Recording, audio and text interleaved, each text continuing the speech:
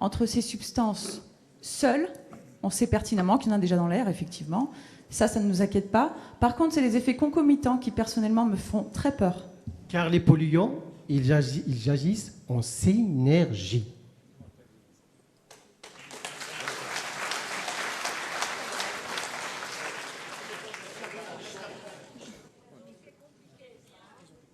Bon, alors, je crois que vous allez me laisser la parole quelques minutes. Je suis monsieur Jean-Claude Pillan, professeur honoraire à l'Université de Metz, venu en indépendant sur cette tribune pour m'instruire, pour vous écouter.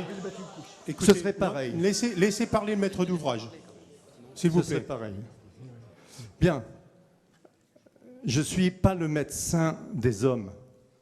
Par ma formation, je suis professeur d'écologie, d'environnement. Donc je suis plutôt le médecin des plantes et des animaux. Ça ne m'a pas empêché de faire des débats entre médecins, qui n'étaient d'ailleurs pas d'accord entre eux, au moment des retombées de Tchernobyl.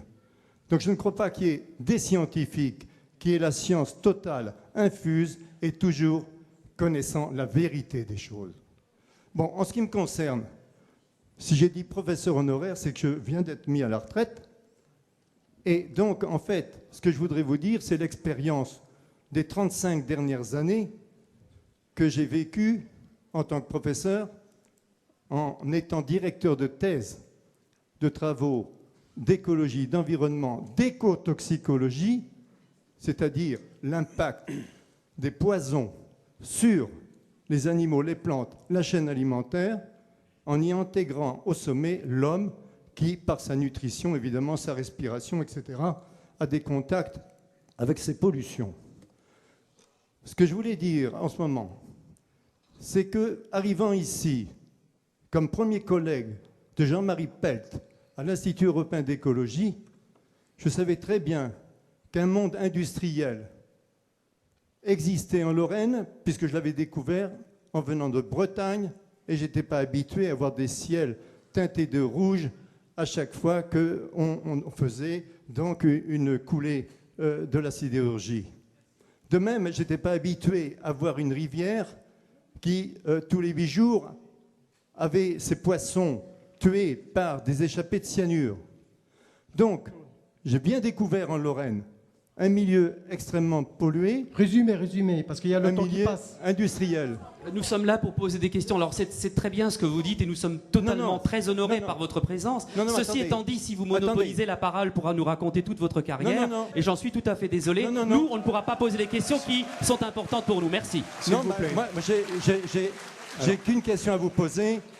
Qu'est-ce que vous pensez, quand vous comparez l'outil qui est proposé maintenant entre une centrale thermique au charbon? Mais le problème, mais le problème, c'est qu'on n'en veut pas. Et je vous explique pourquoi. On nous a expliqué, c'est vous-même les spécialistes qui nous avez expliqué qu'il y avait déjà de la pollution ambiante à Sarreguemines, à Mbar, etc., etc. Mais nous, ce qu'on veut, c'est très simple. Nous ne voulons, même si c'est infime, nous ne voulons pas de pollution supplémentaire, parce que ça ne ferait qu'augmenter le taux dont vous parlez. Et à ce moment-là, ce sont nos enfants qui seraient atteints. Voilà. Bon, il faut quand même être rationnel. Alors, bon, clairement, êtes-vous capable de nous situer cette centrale par rapport à une référence pour nous comme Carlin? Alors, Carlin est une référence dans notre région. Tout le monde sait à peu près ou a une idée de ce que ça peut polluer. Et je crois qu'une réponse claire de cette comparaison relativement claire pourrait être une aide pour que tout à chacun puisse s'imaginer ce que représente concrètement cette centrale dans notre région. Vous avez entièrement raison. Et au niveau de Carlin, vous le savez très bien que c'est un objet d'étude au niveau environnemental et au niveau santé humaine. Vous le savez, vous avez les conclusions. Donc on les a aussi. Je siège à la CLIS de Carlin. Mais c'est pour ça qu'on a plus de 36% de mortalité par rapport à d'autres régions, par rapport à la moyenne nationale. Mais c'est pour ça. Oui, 36%, c'est beaucoup. Je suis d'accord, mais vous avez pris un pourcentage régional. J'ai pris la région. Attendez, dans le plan, ce que j'ai pris dans le plan régional là, de santé publique, j'ai pris la région, 36% dans notre région, Sarralbe, Sarreguemines. Si je prends, parce que le bassin huilier, c'est encore plus.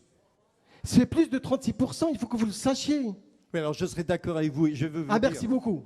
Bien sûr, je C'est suis tout ce que nous d'accord. voulions. Merci d'être d'accord avec nous. Je suis d'accord pour que tous les efforts soient faits pour minimiser à chaque fois au maximum les pollutions émises par l'activité humaine. Vous venez de le dire à l'instant. Il y a de la pollution. C'est ce que vous venez d'avouer encore devant tout le monde. J'en suis tout à fait désolé. Et c'est ce que nous Toute condamnons. activité humaine, monsieur, génère de la pollution.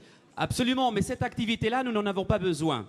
Voilà. Deuxième, autre question, si vous permettez, parce que je c'est voudrais un poser autre des problème. questions. Le commissaire enquêteur est là pour qui Posez votre veut tout question. simplement des questions. Dans vos classeurs, Dire, hein. vous parlez de critères de choix. Vous parlez de patrimoine naturel réduit concernant notre région. Je trouve ça pas très gentil déjà pour nous, habitants de cette région. Pouvez-vous nous illustrer et nous expliquer ce que ça veut dire, ce patrimoine réduit, notre région? Ensuite, vous parlez aussi de patrimoine culturel réduit. Ce sont des données qui sont prises dans vos classeurs, je ne les invente pas. S'il vous plaît, expliquez-nous, parce que c'est vexant ce que vous dites.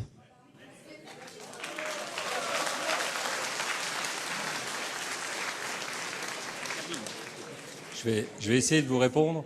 Vous avez sorti deux phrases de leur contexte, deux mots. On ne sort rien du contexte. Oui, non, mais si on sort un morceau de phrase du contexte, c'est un peu difficile à expliquer. Je veux dire, c'est exact. Je vais juste répondre à votre question. Je veux dire, vous nous mettez des études, Mais vous vous m'avez donnez- posé une question. C'est vrai, Vous avez répondez. posé une si vous voulez question, bien. monsieur. C'est vrai. Donc la personne qui était en charge de cette partie de l'analyse culturelle, patrimoniale et tout ça n'est malheureusement pas avec nous aujourd'hui. Par contre, moi j'ai un peu de mal personnellement à vous dire la signification, mais surtout, ne le prenez pas en termes de vexation. Mais non, mais ce que je voudrais simplement vous faire comprendre, messieurs, dames. Excusez-moi, Oui. je termine. La personne qui a rédigé ça, quand elle disait le patrimoine culturel est réduit, c'était peut-être une forme à elle de dire qu'il y a moins d'églises ou de choses que dans une autre région. Mais voilà. Mais le problème, mais quand même, monsieur, pour un projet, écoutez-moi s'il vous plaît, pour un projet aussi important, qui a autant de conséquences, c'est très désagréable quand vous n'écoutez pas ce que l'on vous rétorque, n'est-ce pas? Pour un projet aussi important, qui finalement est important pour la santé, notre santé, la santé de nos enfants, vous pensez qu'il est juste de travailler avec quelqu'un finalement, qui met des approximations telles qu'il les a mises dans ce classeur. Et je me pose d'autres questions. Si dans ce domaine-là, il y a des approximations, mais dans d'autres domaines abordés toujours dans ces quatre classeurs dont vous avez dit que ce sont des classeurs pour des professionnels, n'est-ce pas? Alors, ces classeurs sont mis à la disposition de la population. Vous mettez donc à la disposition de la population, qui ne sont pas des professionnels, justement des classeurs pour professionnels. C'est donc fait pour que la population, moi, eux, ne comprennent rien. Et je trouve ça malheureux, je trouve ça triste, je trouve ça injuste. Voilà, je vous laisse répondre. Bon, je vais vous répondre sur le premier point culturel. Personne n'en veut aux gens de Sarreguemines. Moi-même, je suis de la région et les gens qui ont rédigé ce texte sont également de CDF-Ingénierie, donc de la région. C'était peut-être une tournure un peu maladroite, je conçois, et qu'il fallait expliquer d'une autre manière. Qu'il fallait expliquer, mais je constate juste une chose, et je vais arrêter là, je ne vais pas monopoliser la parole plus, bien que j'en ai bien envie.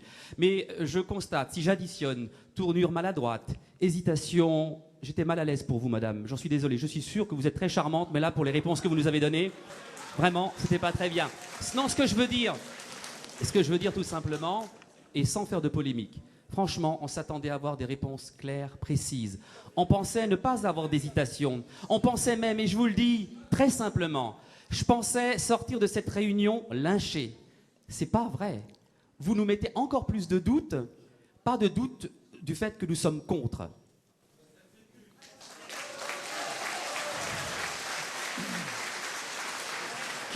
Kiefer André. Monsieur Kissler. Kiefer André, Monsieur habitant Kiefer. de Remelfin. Allez-y, posez votre question, monsieur. Page 72, rejet des gaz. Les oxydes d'azote NOx résultent de l'oxydation de l'air dans la turbine à gaz à 1200 degrés. Ils sont toxiques déjà à faible dose. Ils contribuent au smog, au changement de climat, aux pluies acides et aux divers problèmes de santé, environnement et économique. Chez des abeilles, elles se meurent. Noquetchiers, mirabelliers, cerisiers, arbres endémiques qui n'ont jamais été malades depuis 40